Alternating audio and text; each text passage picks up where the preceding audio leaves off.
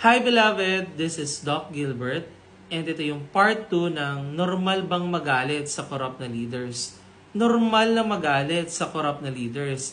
And kagaya na in-explain ko, it activated yung amygdala natin or yung threat center ng brain natin na nagsasabing may panganib. At bakit nga ba ang korupsyon ay nakaka-harm at nakaka-hurt sa atin ng sobrang lalim? Because it is a traumatic event. Ano nga ba yung trauma?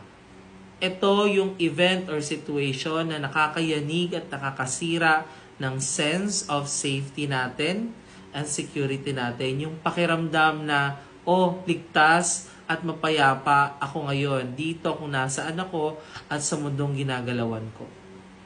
And when a corrupt leader steals, cheats, abuses his or her power, it shatters or sinisira at niyuyurakan ito yung sense of safety at sense of security nating mga Pilipino, ng mga tao.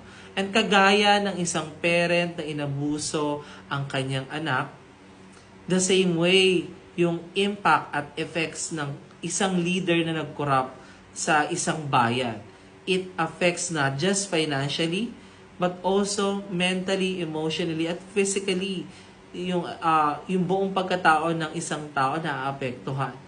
And itong sugat na ito is being passed on from one generation to another.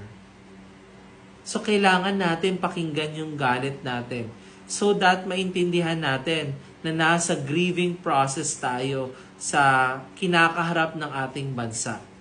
Okay? And ano nga ba yung grieving process? So stay tuned, beloved. See ya!